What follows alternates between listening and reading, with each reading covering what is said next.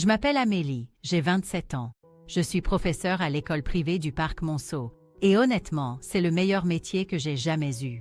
Les enfants peuvent être épuisants, mais j'adore ce que je fais. Il y a 5 ans, juste après avoir obtenu mon diplôme de la fac, ma mère m'a fait une offre que je ne pouvais pas refuser. « Amélie, ma chérie, tu te souviens du vieil appartement de tante Marguerite ?» m'avait demandé ma mère, assise en face de moi à la table de la cuisine. Celui qu'elle m'a légué dans son testament. Bien sûr que je m'en souvenais.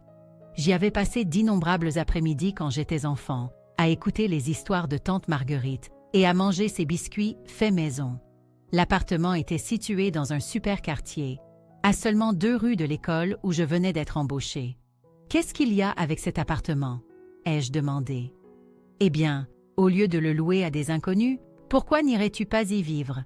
Je te le louerai 20% en dessous du prix du marché. C'est mieux que ça reste dans la famille. » Je n'ai pas eu besoin de réfléchir à 2 fois. L'appartement était parfait. 2 chambres, une cuisine de taille correcte et proche de mon travail. Je pourrais aller à l'école à pied tous les matins. J'ai donc emménagé et commencé à verser 1 000 € par mois à ma mère, ce qui était une aubaine comparée aux 1 250 € demandés pour des appartements similaires. Au fil des ans, j'ai mis tout ce que j'avais dans cet endroit. J'ai économisé et fait une rénovation complète. Nouveau parquet, peinture fraîche, sanitaire de la salle de bain modernisée. J'ai acheté des meubles de qualité, un par un.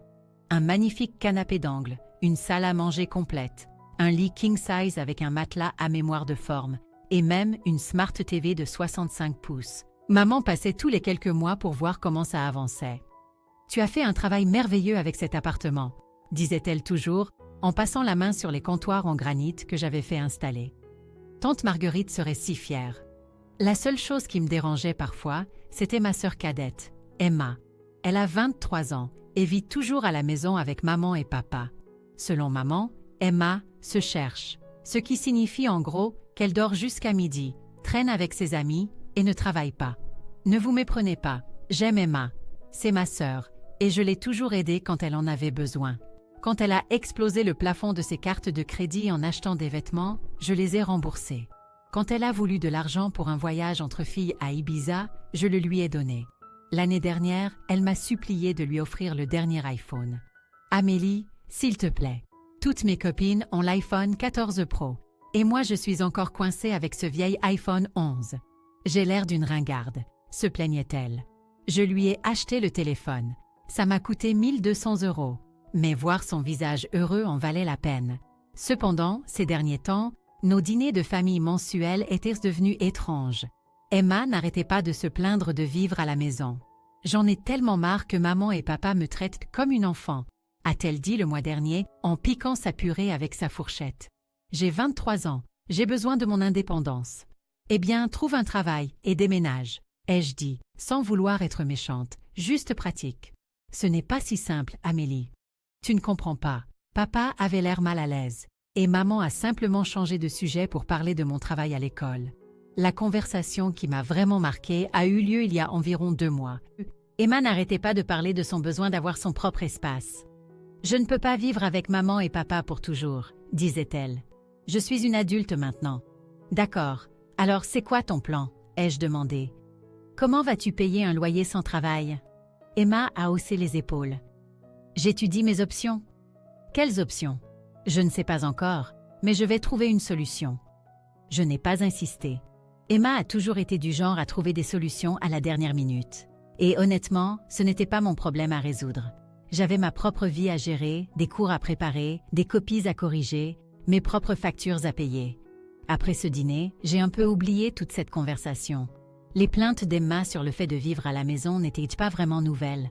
Elle disait les mêmes choses par intermittence depuis 1 an. Je me suis dit qu'elle finirait soit par se motiver à trouver du travail, soit par continuer à vivre la vie confortable que maman et papa lui offraient. J'étais heureuse dans ma routine. Réveil à 6h30, café et tartines. Marche jusqu'à l'école pour 7h45, donner mes cours, corriger des copies, rentrer dans mon bel appartement.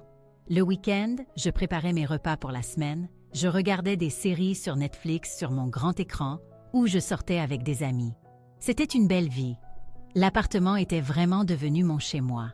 Chaque meuble avait une histoire. La table basse que j'avais dénichée dans une vente de succession et que j'avais restaurée moi-même. La bibliothèque où j'exposais mes manuels universitaires et mes romans. La table de la salle à manger où j'avais organisé d'innombrables dîners pour mes collègues professeurs.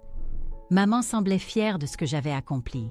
Chaque fois qu'elle venait, elle prenait des photos des pièces et les montrait à ses amis. « Regardez ce qu'Amélie a fait de l'appartement de tante Marguerite », disait-elle. « N'est-ce pas magnifique ?»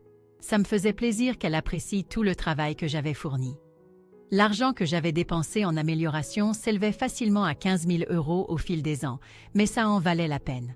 C'était ma maison, mon sanctuaire après de longues journées à gérer des élèves de 5e et leurs drames. C'était un samedi matin, et je profitais du sommeil le plus paisible de toute la semaine. Je fais toujours la grasse matinée jusqu'à au moins 9 heures le samedi. Ensuite, je me prépare un grand petit déjeuner et je planifie ma journée de farniente. Mais à 6 heures précises, j'ai entendu le bruit qui allait tout changer. La porte d'entrée s'ouvrait. Mes yeux se sont ouverts d'un coup. Mon cœur s'est mis à battre si fort que je l'entendais résonner dans mes oreilles. Quelqu'un était dans mon appartement.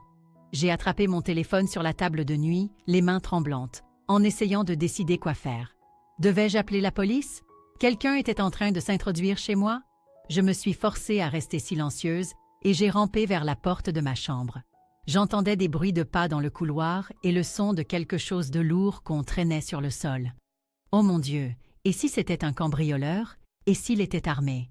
J'ai lentement ouvert ma porte, juste une fente, et j'ai jeté un coup d'œil dans le couloir. Là, debout dans mon entrée avec 2 grosses valises, se tenait Emma. « Mais qu'est-ce que tu fous ?»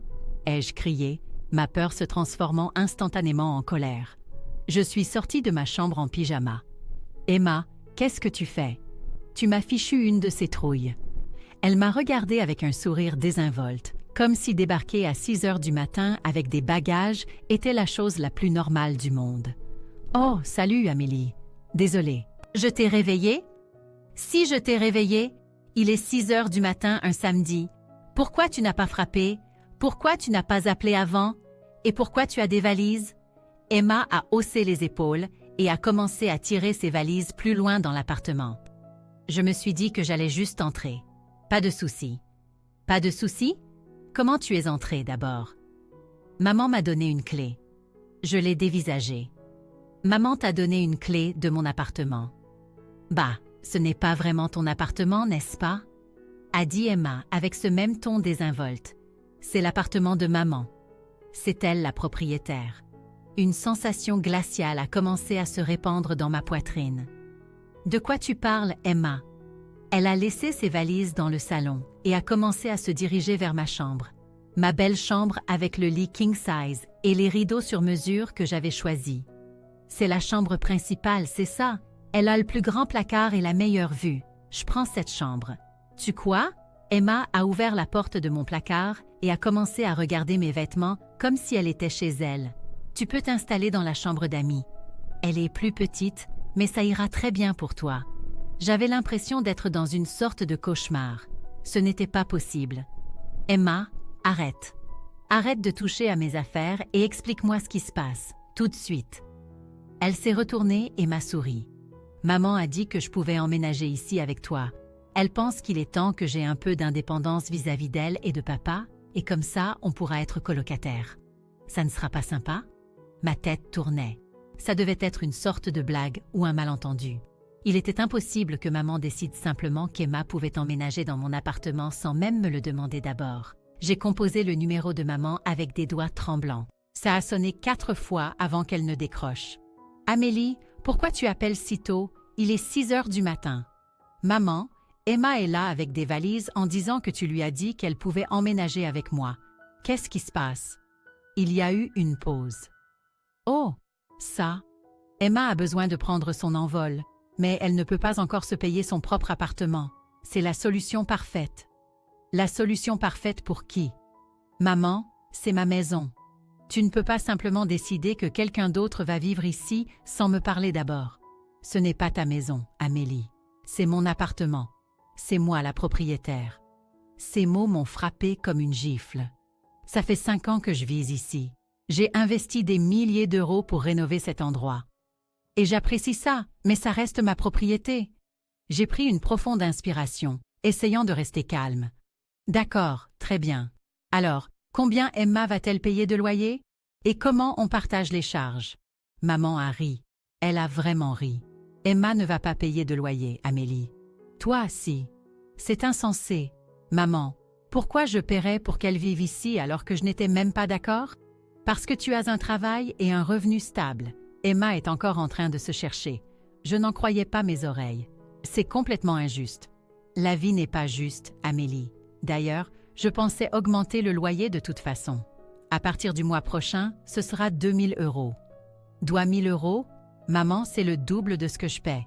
Le prix du marché a augmenté. Je dois m'adapter en conséquence. 2000 €, c'est en fait plus que le prix du marché pour ce quartier.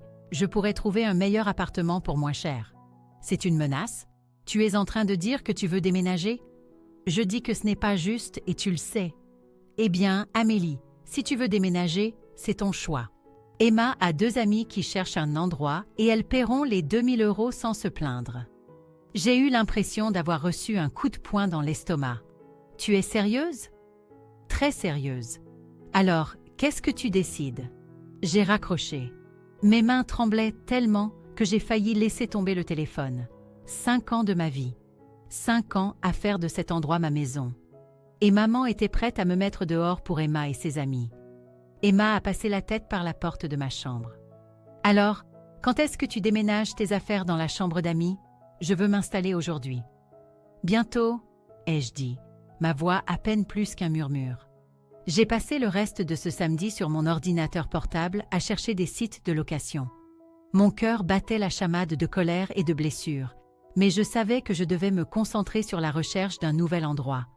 Il était hors de question que je reste ici dans ces conditions. Emma a passé la journée à mettre de la musique à fond, dans ce qui était autrefois ma chambre, et à parler au téléphone avec ses amis. Je l'entendais rire et faire des plans pour les fêtes qu'elle voulait organiser dans l'appartement.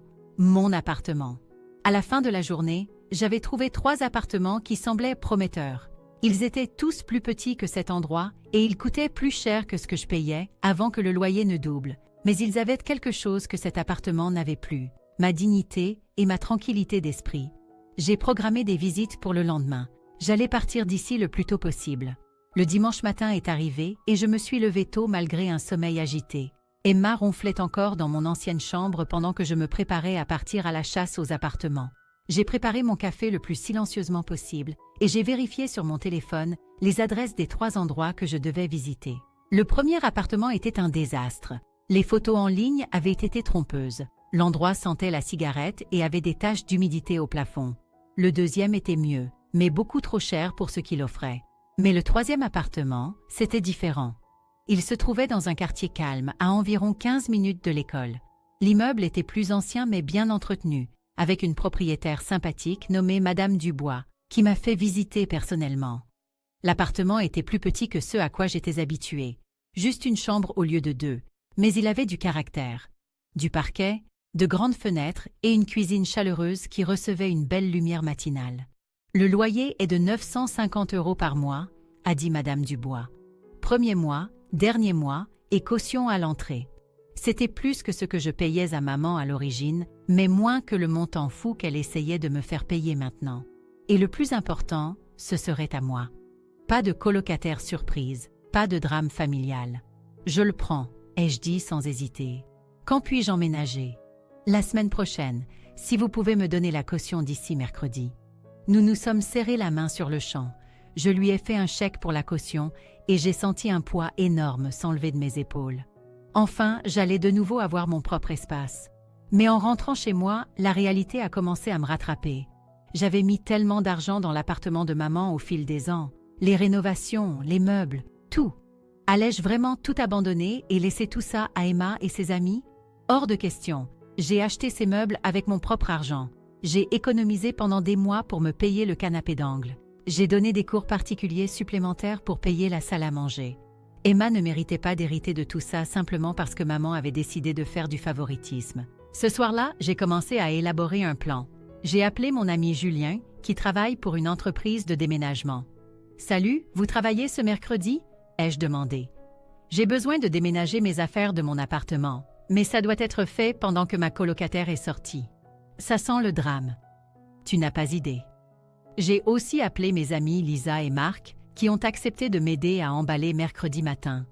Le plan était simple. Emma sortait généralement vers 10 heures pour retrouver ses amis au centre commercial ou ailleurs. Et elle restait toujours dehors jusqu'à tard quand elle était avec eux. Cela nous donnerait amplement le temps de tout sortir. Mercredi est arrivé et je me suis déclarée malade au travail. Je me sentais un peu coupable de mentir à mon directeur, mais c'était une urgence. J'ai surveillé par la fenêtre jusqu'à ce que je voie Emma partir avec son sac à main surdimensionné et ses lunettes de soleil de créateur, celles que je lui avais achetées pour son anniversaire l'année dernière. Dès qu'elle a été hors de vue, j'ai appelé Julien. Elle est partie. Venez. Lisa et Marc sont arrivés les premiers avec des cartons et du ruban adhésif. Nous avons travaillé comme des machines, emballant tout soigneusement et étiquetant les boîtes. Le canapé d'angle, la table et les chaises de la salle à manger, l'ensemble de ma chambre, la table basse, ma télévision et même les appareils de cuisine que j'avais achetés pour remplacer les anciens qui étaient là fournis avec l'appartement. « Tu es sûre de vouloir prendre le micro-ondes » a demandé Lisa. « Ça fait un peu mesquin. »« C'est moi qui l'ai acheté » ai-je dit fermement. « Emma se débrouillera pour sa propre cuisine. » Les seules choses que j'ai laissées derrière moi étaient les vieux meubles qui avaient réellement appartenu à tante Marguerite, la table et les chaises de la cuisine, et une vieille commode dans la chambre d'amis. Tout le reste venait avec moi. Julien et son équipe ont été incroyables. Ils ont tout chargé dans le camion en moins de 3 heures. J'ai fait un dernier tour de l'appartement, m'assurant que nous n'avions rien oublié d'important. Il avait l'air si vide sans toutes mes affaires. Un peu triste, en fait. Mais je ne me sentais pas triste. Je me sentais libérée. J'ai suivi le camion de déménagement jusqu'à mon nouvel appartement où Madame Dubois m'attendait avec les clés. « Bienvenue dans votre nouvelle maison », a-t-elle dit avec un sourire chaleureux. Le reste de la journée a été consacré au déballage et à l'aménagement des meubles. Lisa et Marc sont restés pour aider, et nous avons commandé des pizzas pour le dîner. Le soir, mon nouvel endroit commençait à ressembler à un foyer. Le canapé d'angle s'intégrait parfaitement dans le salon, et l'ensemble de ma chambre était encore plus beau dans l'espace plus petit. « Cet endroit a de bonnes ondes », a dit Marc, affalé sur mon canapé avec une bière. Bien mieux que cette situation de drame familial. J'étais épuisée, mais heureuse de l'avoir fait. J'avais échappé au désordre que maman avait créé et j'avais trouvé mon propre chez moi. Je me sentais fière de moi pour avoir pris le contrôle de la situation au lieu de simplement l'accepter. Vers 21 heures, mon téléphone a commencé à sonner. Le nom d'Emma s'est affiché à l'écran. Je n'ai pas pu m'empêcher de sourire en l'imaginant entrer dans cet appartement vide. J'ai laissé le message aller sur la messagerie vocale. Elle a rappelé 5 minutes plus tard. Puis encore. J'appréciais vraiment ce moment, imaginant son visage confus en réalisant que tous les meubles avaient disparu. Les meubles chers qu'elle avait probablement prévu d'utiliser pour ses photos Instagram. Finalement, à 21h30, le nom de maman est apparu sur mon écran. J'ai décidé de répondre à celui-ci. « Amélie, qu'est-ce que tu as fichu ?» La voix de maman était sèche et en colère. « J'ai déménagé mes meubles dans mon nouvel appartement. Tu ne peux pas simplement tout prendre. » « Pourquoi pas? C'est moi qui ai tout acheté avec mon propre argent. Mais Emma n'a rien pour dormir. Il n'y a même pas de canapé. Ça ressemble au problème d'Emma. Ou à ton problème, puisque c'est toi qui as décidé qu'elle devait vivre là. Tu es vindicative et égoïste. Je suis pratique. J'ai trouvé un appartement. Je déménage, comme tu me l'as suggéré. » Il y a eu un silence un moment. Puis la voix de maman est revenue, plus froide qu'avant. « Très bien. Tu sais quoi, Amélie? Je suis contente que tu sois partie. Les amis d'Emma emménagent la semaine prochaine et elles paieront le loyer complet sans tout ce drame. Tu as montré tes vraies couleurs. » « Mes vraies couleurs? Maman, tu as choisi Emma plutôt que moi. Tu as jeté aux oubliettes 5 années où j'ai été une bonne locataire et une bonne fille parce que tu voulais entretenir le style de vie paresseux d'Emma. Emma essaie de se trouver. Emma a 23 ans. Quand j'avais 23 ans, j'avais un travail et je payais mes propres factures. Tu ne l'aides pas en la laissant vivre sans payer de loyer. Ne me fais pas la leçon sur la façon d'élever mes enfants. Je ne te fais pas la leçon. J'en ai fini avec tout ça. Profite bien de devoir gérer Emma et ses amis. J'ai raccroché et j'ai immédiatement bloqué son numéro. Puis j'ai bloqué celui d'Emma et celui de papa aussi, par précaution. Je ne voulais plus entendre parler d'aucun d'entre eux. Cette nuit-là, J'ai mieux dormi que je ne l'avais fait depuis des semaines. Dans mon propre lit, dans mon propre appartement, sans drame et sans colocataires indésirables. C'était une sensation incroyable. 8 mois ont passé, et j'avais honnêtement oublié à quel point la vie pouvait être paisible, sans drame familial constant. Mon nouvel appartement est devenu mon sanctuaire. J'adorais ma routine matinale.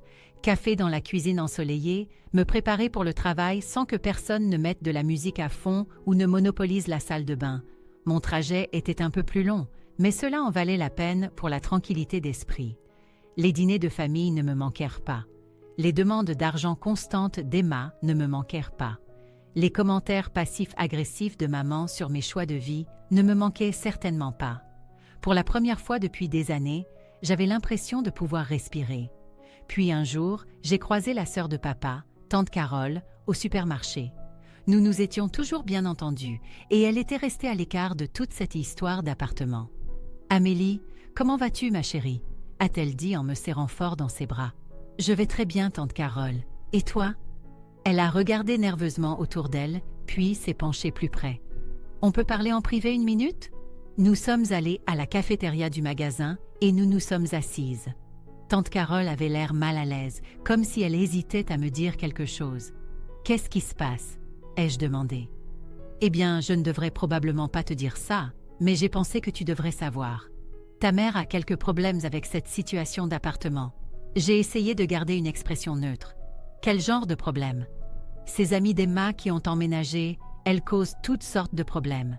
Des fêtes bruyantes tous les week-ends, de la musique jusqu'à 3 heures du matin, des gens qui vont et viennent à toute heure. Mais ce n'est même pas le pire. Elle a fait une pause, regardant de nouveau autour d'elle pour s'assurer que personne n'écoutait. Il y a 2 semaines, elles ont inondé l'appartement de Madame Petit, la voisine du dessous. Mon estomac s'est noué. Je connaissais Madame Petit. C'était la douce dame âgée qui vivait dans cet immeuble depuis 30 ans. Elle avait de magnifiques meubles anciens et une collection de livres rares. C'était grave, grave, très grave. L'eau a traversé son plafond et a ruiné des milliers d'euros de meubles et de livres. Certains de ces livres étaient des premières éditions que son défunt mari collectionnait. J'ai eu la nausée en y pensant. Madame Petit avait toujours été si gentille avec moi quand je vivais là. Elle m'apportait des biscuits faits maison pendant mes partiels quand j'étais à la fac. Que s'est-il passé exactement? D'après ce que j'ai entendu, les amies d'Emma faisaient une fête et quelqu'un a laissé la baignoire couler. Elles étaient trop saoules pour s'en rendre compte jusqu'à ce que l'eau se déverse à travers le plancher.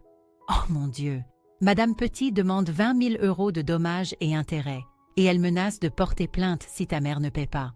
Elle a des documents pour tout ce qui a été détruit. 27 000 euros. J'ai failli rire de l'ironie. Maman s'était tellement souciée d'obtenir plus d'argent de loyer qu'elle s'était retrouvée avec une facture 25 fois plus élevée que ce que je lui payais par mois. « Comment sais-tu tout ça ?» ai-je demandé. Madame Petit m'a appelée parce qu'elle sait que nous sommes de la même famille. Elle voulait savoir s'il y avait un moyen de raisonner ta mère sans passer par les tribunaux. Et ta mère raconte aux gens que ce n'est pas sa responsabilité parce que ce n'est pas elle qui a causé les dégâts. Mais l'avocat de Madame Petit dit que comme ta mère est la propriétaire, elle est responsable de ce que font ses locataires. Nous avons parlé quelques minutes de plus, puis tante Carole a dû partir. Mais la conversation m'est restée en tête pendant des jours. Je me sentais mal pour Madame Petit, mais je n'étais pas surprise que les amis d'Emma se soient révélés irresponsables. Emma n'avait jamais été tenue pour responsable de quoi que ce soit dans sa vie. Alors pourquoi ses amies seraient-elles différentes? Quelques jours plus tard, mon téléphone a sonné avec un numéro que je ne reconnaissais pas. J'ai failli ne pas répondre, mais quelque chose m'a poussée à décrocher. « Amélie », c'était la voix de maman. « Écoute, j'ai besoin de te parler. Nous n'avons rien à nous dire. Amélie, s'il te plaît, j'ai besoin de ton aide. Nous avons quelques difficultés financières et j'espérais que tu pourrais nous prêter de l'argent. » Elle n'allait pas me parler de Madame Petit. Elle espérait que je ne savais pas. Laisse-moi deviner, ça n'aurait rien à voir avec les amis d'Emma qui ont inondé l'appartement de la voisine du dessous, n'est-ce pas? Il y a eu un silence à l'autre bout du fil. Comment as-tu appris ça? Est-ce que ça a de l'importance? Le fait est que tu as créé ce gâchis en choisissant Emma et ses amis irresponsables plutôt que moi. Maintenant, tu veux que je te sorte de là? Amélie, nous n'avons pas 20 000 euros. Ce n'est pas mon problème. S'il te plaît, ma chérie, je sais que nous avons fait des erreurs, mais nous sommes une famille. Une famille? Maman, tu m'as mise à la porte de chez moi pour Emma. Tu as doublé mon loyer et tu m'as dit que je pouvais partir si ça ne me plaisait pas. Tu l'as choisie, elle, plutôt que moi. Et maintenant, tu en subis les conséquences. Nous ne t'avons pas mise à la porte. Tu as choisi de partir. J'ai choisi de partir parce que vous avez rendu ma vie misérable. Et maintenant, les amis d'Emma ont rendu la vôtre misérable. C'est drôle comme les choses se retournent. Tu es cruel. Je suis honnête. Tu as assisté Emma toute sa vie et maintenant, tu es surprise qu'elle et ses amis soient irresponsables. Tu as fait ton choix, maman. Maintenant, assume-le. Alors, tu ne nous aideras pas? Pas la moindre chance. Débrouillez-vous, tout comme j'ai dû le faire. J'ai raccroché et j'ai immédiatement bloqué ce numéro aussi. Les mois ont passé et je n'ai jamais su comment ils avaient résolu la situation avec Madame Petit. J'ai supposé qu'ils avaient soit payé, soit été poursuivis en justice. Quoi qu'il en soit, ce n'était pas mon problème. Puis un jour, j'étais au centre commercial en train d'acheter une nouvelle robe pour une conférence d'enseignants quand je l'ai vue. Emma était derrière le comptoir d'une de ces boutiques de vêtements à la mode, portant un badge avec son nom et pliant des pulls. Elle a levé les yeux et m'a vue, et pendant une seconde, nos regards se sont croisés. J'ai pu voir la reconnaissance sur son visage. Mais elle a rapidement détourné le regard et a fait comme si elle ne me connaissait pas. Elle s'est mise à s'affairer, à organiser des vêtements et à éviter tout contact visuel. Je suis passée devant sans rien dire. Qu'y avait-il à dire? Elle avait enfin un travail, ce qui était plus que ce qu'elle avait quand elle a emménagé dans mon appartement. Peut-être que se faire expulser de l'appartement de maman quand ses amis n'ont pas pu payer le loyer avait été un électrochoc. Ou peut-être que maman lui avait finalement coupé les vivres après tout le désastre de l'inondation. Quoi qu'il en soit, voir Emma travailler pour gagner sa vie ressemblait à une justice poétique. Je les ai tous laissés derrière moi, me sentant bien dans mes choix. Je m'étais construit une nouvelle vie, une vie où je n'étais pas constamment exploitée par ma propre famille. J'avais ma dignité, mon indépendance et ma tranquillité d'esprit. Nos relations familiales pourraient-elles être réparées un jour? Peut-être, mais seulement s'ils admettaient qu'ils avaient eu tort et s'excusaient sincèrement pour la façon dont ils m'avaient traité. Je n'allais pas prétendre que tout allait bien juste pour maintenir la paix. Fin de l'histoire.